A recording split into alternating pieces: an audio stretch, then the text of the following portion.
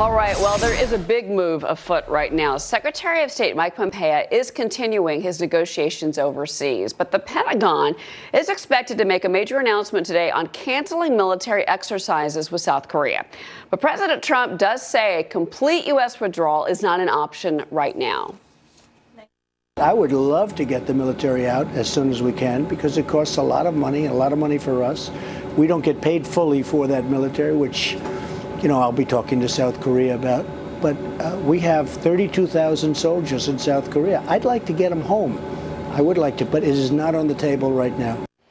He was speaking to our own Brett Bayer, here to weigh in on this retired U.S. Marine Corps Gunnery Sergeant Jessie Jane Duff. Jessie, good morning. Good morning, Cheryl. Is this a good idea in your opinion? I mean, you know, and the semantics of all of this, when you listen to the president, we've got 32,000 troops right now stationed in South Korea. Do you see a potential drawdown in our future?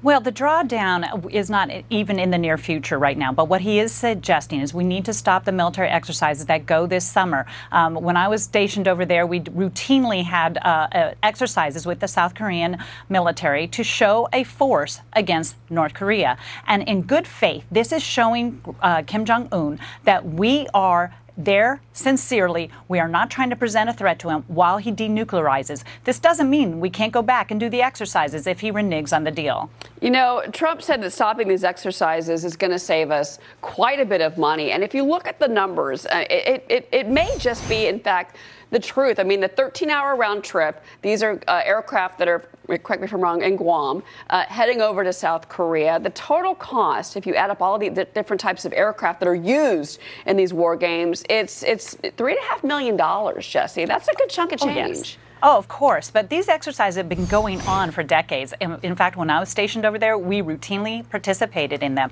because at the end of the day, North Korea has presented a threat to Japan, to South Korea, and the rest of the world. They needed to know that we were there, we were ever vigilant, and we were not intimidated by any stretch of the imagination. And it was significant for national security. You know, it's interesting because Democrats are already coming out and criticizing all of this. And we should also add to this discussion that General Mattis, Mad Dog himself, was reportedly instantly behind this when it was the idea was passed to him by President Trump, and that was before the summit. But to be clear, here's what they're saying on the Dem side. The amendment would, quote, help prevent the president from making a rash decision about troop reductions on the Korean Peninsula that negatively impacts our national security. Tammy Duckworth, and Chris Murphy, are trying to stop the ending of these exercises. They're going to introduce this amendment.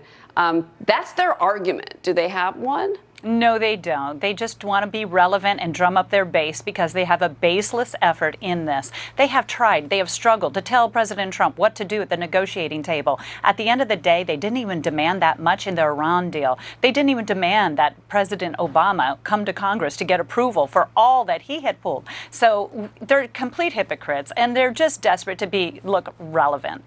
Jessie Jane Duff, it's great to have you on the show, as always, talking about this topic. Thank you, ma'am.